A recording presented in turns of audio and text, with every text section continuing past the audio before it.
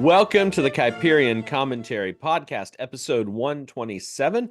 I'm here with Pastor Garrett Craw, and we're going to be talking about his new book that he just published, The Savage Church.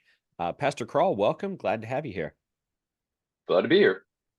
So, why don't you introduce yourself to us? You've been around in the CREC for a long time. You were, Pastor Hurt's second in command several years ago when he was PMOC for the first time. And you've you got a lot of experience in the military. You've done martial arts, things of that nature. Why don't you tell us just a little bit about yourself? Well, I was born in Hawaii, so I'm a local boy, born Queen Kapilani. Hanabara days, grew up on the Kaneohe side, so I guess that makes me a Kamaina. So I'm an old timer there. My dad was military, so we moved around a lot. We lived in Japan, we lived in Germany, and then I came to the States to go to college and went in the military and was converted to Christianity while in the military.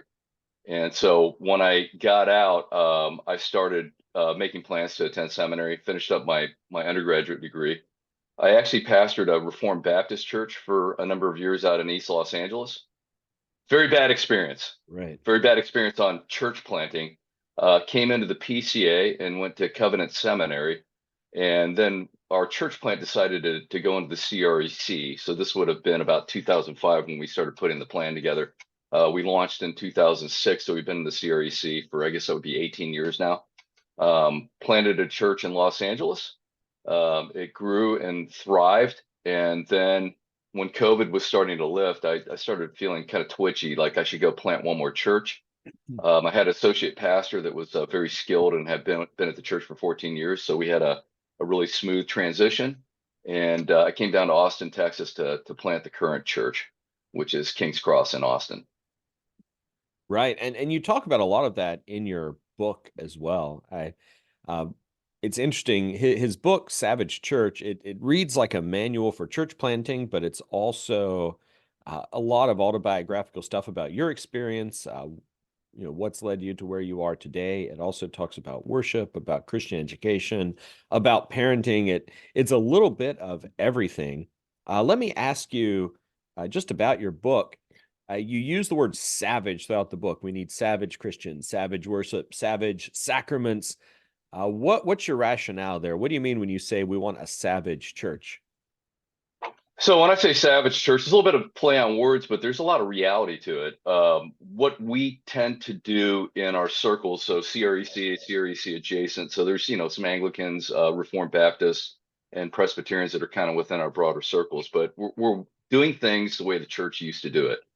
So, for example, if you go back 50, 60 years ago, the way we worship traditionally, singing hymns, singing psalms, having a set liturgy, is what everybody was doing cross-denominationally.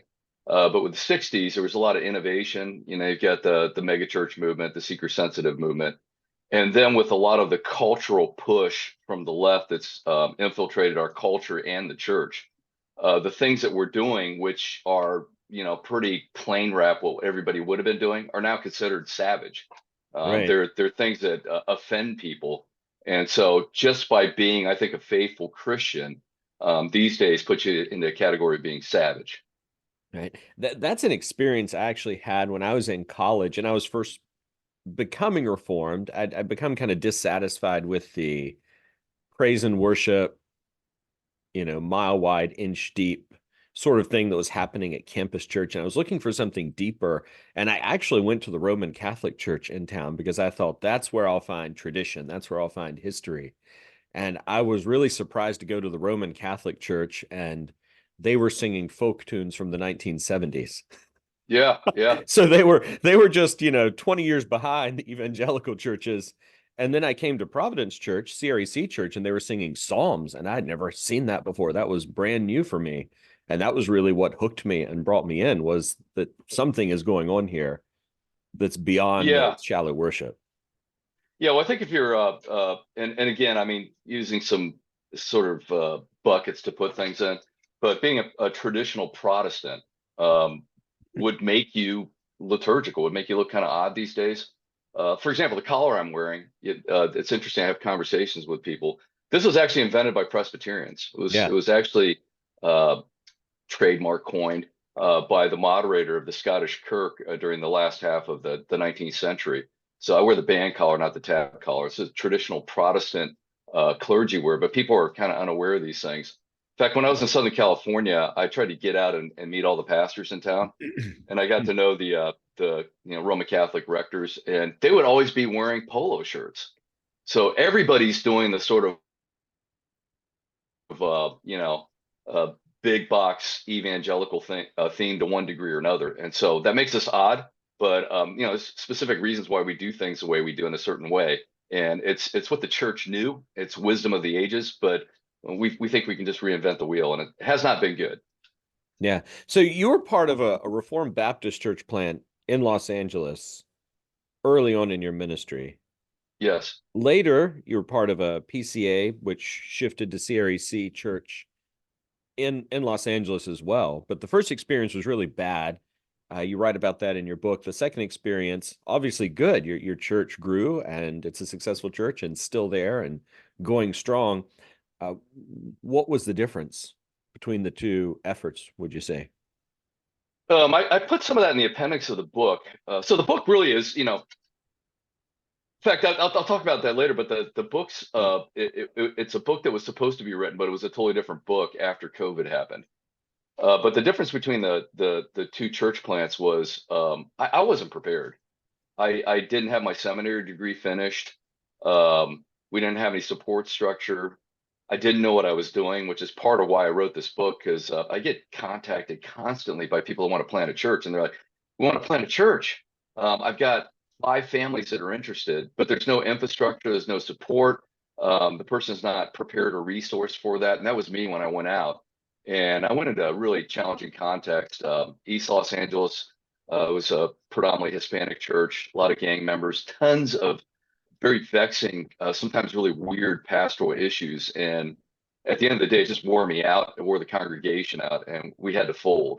And so the second time I went out, I finished seminary, had worked with the PCA church planning director at the seminary, had gotten a good internship at a solid church, Jeff Myers Church, Providence Reformed Presbyterian Church out in St. Louis, and then had also raised funds and then had a denomination that I was going out with. So that was, I mean, it was night and day, really. Right. And I know the PCA is really good about vetting people, finding what your skills are, getting the folks who would be good at church planting into those positions. As far as I know, from the PCA guys I've talked to, that's something I'm hoping we see in the CREC.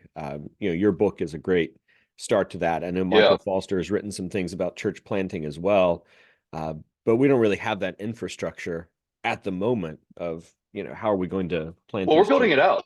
Right. So Pastor Virgil Hurt heads up DomNet, and it's we don't have central committees like you do with like the PCA, but we have a consortium of churches that have put money in, and then we meet as a board. And one of the things is like trying to another reason why I wrote this book is to distribute it to potential church planners. It's like, read this first, and then see where you might be deficient. Then we can backfill, rather than going through a long series of phone conversations and then finding out you really don't have a viable church plant here. And so we're starting to do that, starting to create a mechanisms for vetting potential church planners, vetting potential church plants, and then actually having a mechanism to give them seed money. It's really important for churches to get seed money so they can go out and raise money, so they've got established base that they can show some have some bona fides.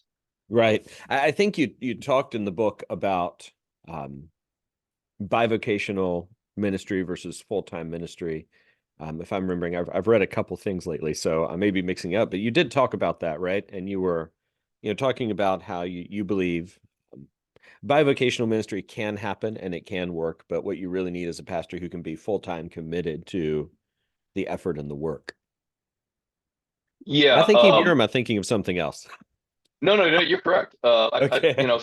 I think some guys can pull it off. I think it works in some contexts. I think generally, though, I'd advocate for full-time ministry, because I think the one thing sometimes people forget is the church is people. and it's about people. It's about people skills, interacting with people. When you're starting a church plant, there's a lot of getting out and meeting with people, and that requires time, and it requires you to be available at odd times. And once the church has some size on it, you get up to around 150 or so.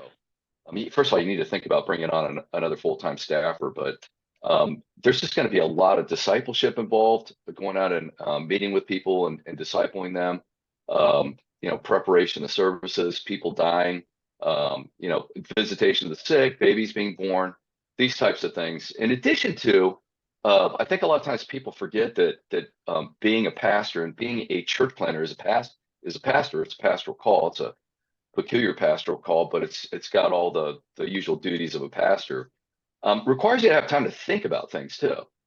So, when you're planning things, or planning studies, planning on meeting with somebody on a vexing potential church discipline issue, planning out sermons or sermon series, putting services together, you want to have time to be able to meditate on these things, think about it, and do it thoughtfully. So it's a people skill, but it's also got a very intellectual side to it as well.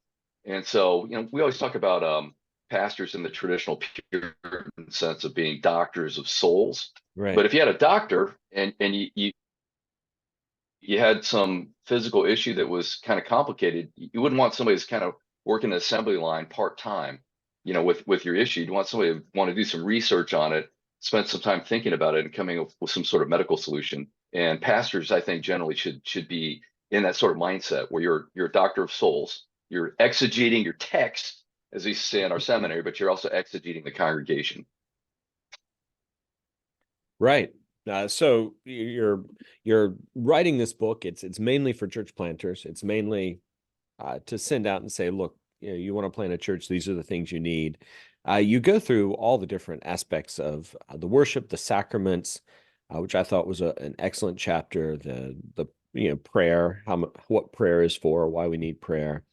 You talk a lot about family, children, education, which obviously apply to a pastor, I think, in ways that oftentimes get neglected in, I would say over, I don't know how long, but over the last 50, 60, 70 years, I know at least there's been the idea that the church, the pastor's family gets the short end of the stick.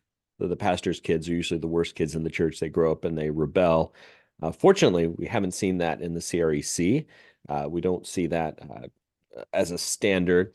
But tell me a little bit about the importance of a pastor having a good, strong grip on education, Christian education, and child rearing.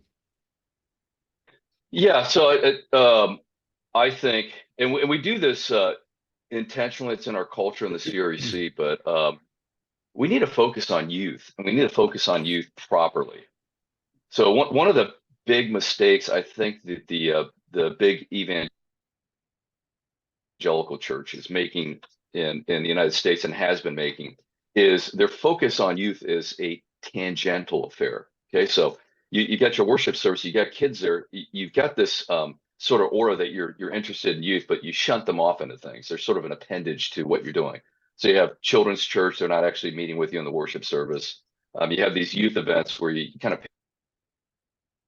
patronize them and treat them like little bitty kids, when they're getting their teenage years. And then with education, there's no thought to that. We live in a time when public education is a very hostile in most parts of the country toward the Christian faith, and your kids are going to be spending large amounts of time in a public school. I find it somewhat disappointing in the context I've been in as a pastor that when I'm involved with a Christian school, there's no other pastors there.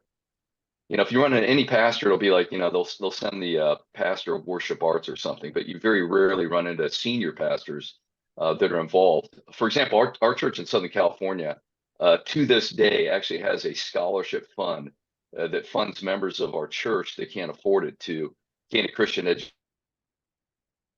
education, whether that be through like homeschooling co-ops or the local classical school.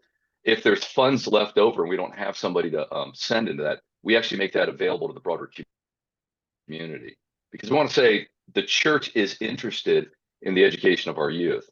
And so it flows down to other things too, like our churches in the CREC. our kids are in the worship service. We actually structure our worship services, our sermons, intentionally with the mindset of there's kids that are in the service and we want to engage them.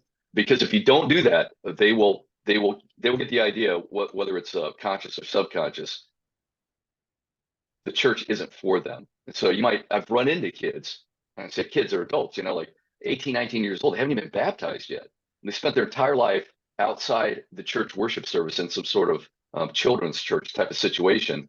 That's how they launch off to college. And a lot of times, we've seen this data, it's overwhelming. These kids will apostatize when they get out to college because they've never really been part of the church. And so there's nothing really to latch onto, grab onto, to refer back and to build their lives out from. Yeah, and it seems to me, churches that have the children's sermon, here's the children's sermon, which is, let's play with a puppet for a few minutes and send you Yeah. away to children's church. And then there's the adult sermon. The messaging is the sermon isn't for you, as you said. And I think I wish I could remember Martin Luther's exact quote, but he talked about that. He doesn't care if the doctors in the church or the theologians are impressed by him. He's going to preach so that the children can understand him. And if he does that, he's Yeah. done his job well. So every sermon should be a children's sermon.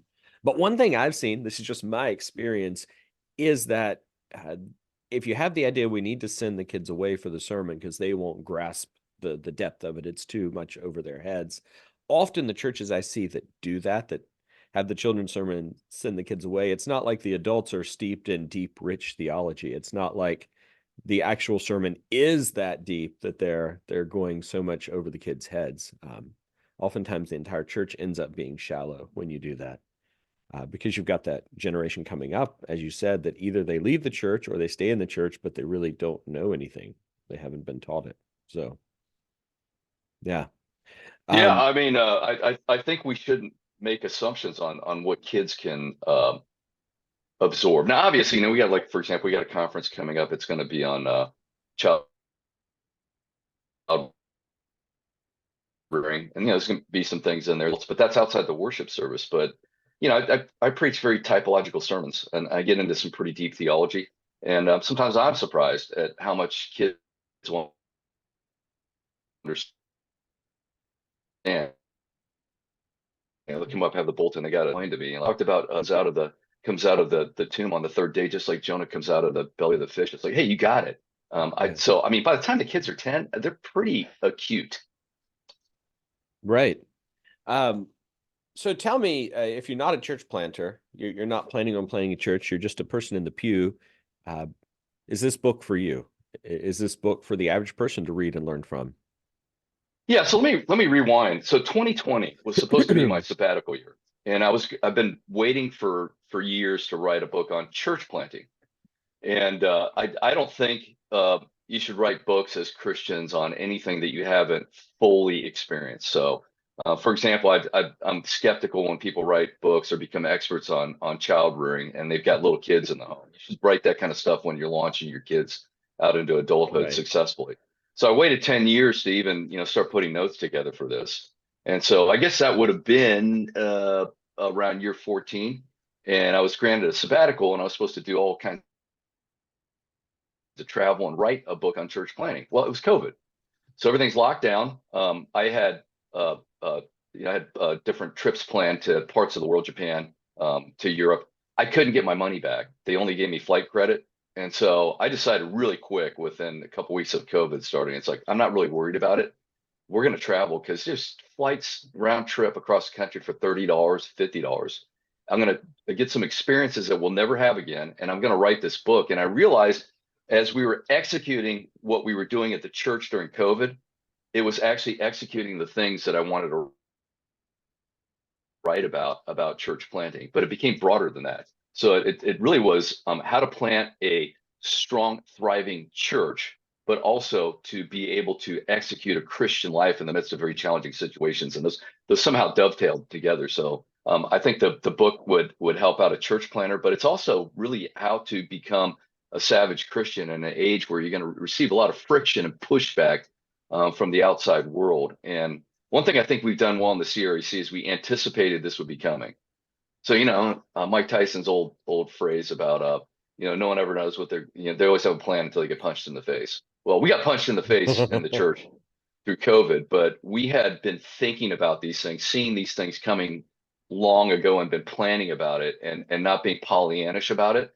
We didn't know where it was going to come from, but I think generally in the CREC, we knew that the culture, particularly after the Obergefell decision on same-sex marriage, was going to come after the church. And so when this came up, I think we had a posture already of, okay, we know this is coming, so time to execute the plan. Yeah, and I remember those early discussions during COVID. It does take you back when you get punched in the face. And it's how quickly do you recover and execute what you're going to do next. I remember, on the elder list, there were questions about how do we approach this? What do we do? But pretty quickly, I would say the CREC consolidated as a group, as a denomination. Uh, Pastor Hurt released the PMOC statement asking the government to reopen things. And I didn't see that in any other denomination. I knew several other faithful churches individually, but I don't know of any other denomination as a whole that came out swinging the way the CREC did. So very good stuff. Yeah. Do you think the church learned anything from COVID, the church in America as a whole? Or do you Um, think it just that's a happened really and then variegated ended? question. Yeah, I think some churches probably haven't learned anything because they really didn't fully embrace the trial. Okay, so for example, in Southern California, there was a church. It's one of the largest churches in the United States, and somebody had attended there and still, probably receiving their emails, and they passed the email on. A pastor sent an email to the congregation, laying out, here's all the difficulties going on. Elder board's trying to figure this out. We want your input. Please tell us what you think. That creates unbelievable anxiety for a church. The church wants pastors and elders to lead. They want them to have a plan.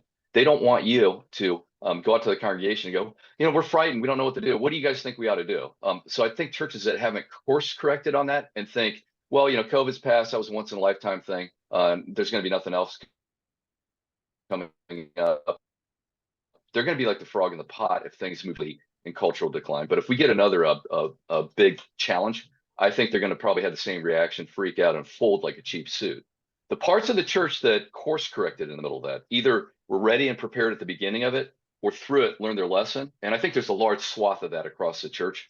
I think they're going to be a lot more durable the next time around. And I think the church generally has learned a lot of lessons. But I think there's large parts of the American church that haven't learned that lesson. Going back to what we were talking about before, the average Christian in the pew reading this book, they're not going to plant a church. Uh, but you said the book would be a good guide for them of how to be a savage Christian. Give me some tips about that. What would you say to the average person in the pew about that? I would say a couple things. One is respect your elders. And when I say that, I mean the people that came before us. Um, Become, reasonably proficient. I mean, you don't have to become an expert, but embrace tradition. There's reasons why the church has certain types of architecture traditionally. There's reasons why the church sings what they sing the way they sing it in the past. There's reasons why the church structured the worship service the way they did.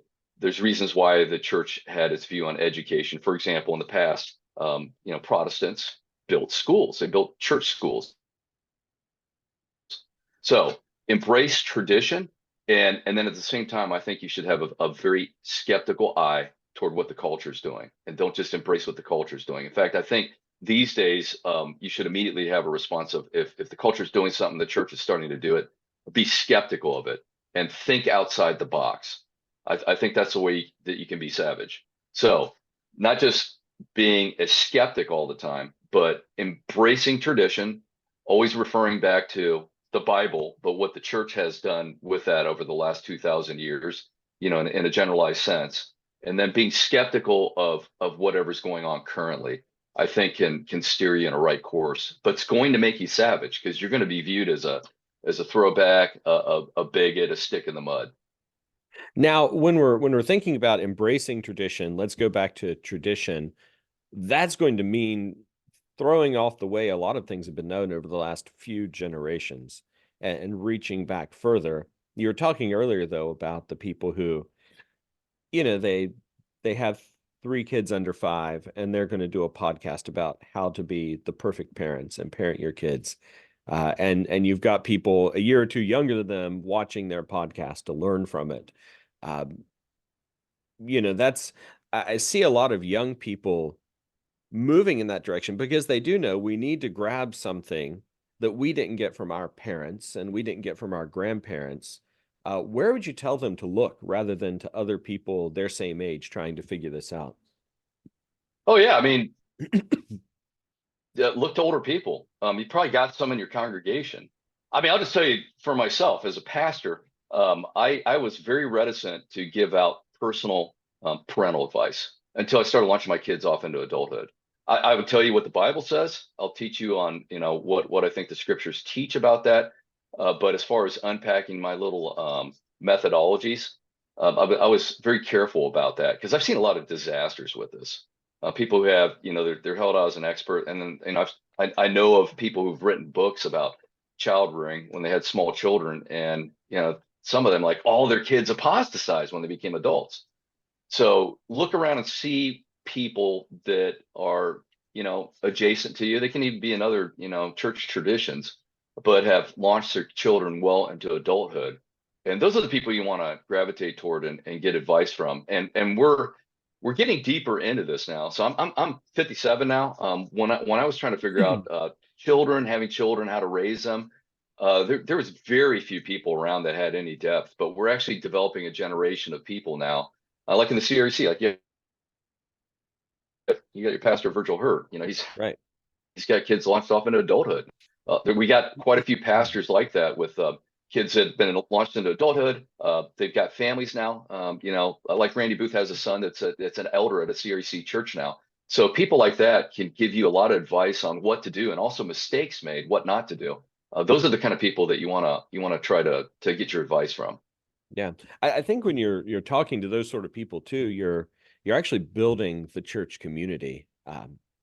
Because you want to grow like-minded, you want to grow together as a church, and it's great to be getting advice from the older people in your church who know what they're talking about. That gives Yeah. them the ability to continue their ministry to you even after their own kids have launched. They don't feel like, okay, we're useless now in the church. And it grows you together as a congregation versus if you're going out and getting all your advice from this podcast, this book, this source.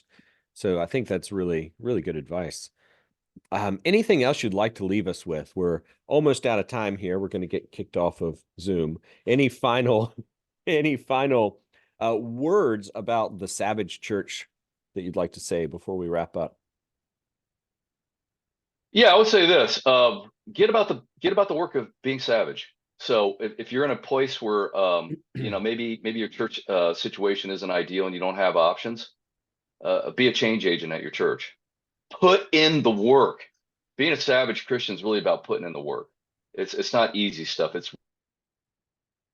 really the grind. Raising your kids day by day, having family worship with your kids, interacting with your kids on the Bible, taking your family to church when you go on vacation, little things like that, turns you into a savage Christian. What it really is the work of the sanctification of the Spirit in Christian lives of people who are open to being changed and are willing to put in the sweat equity.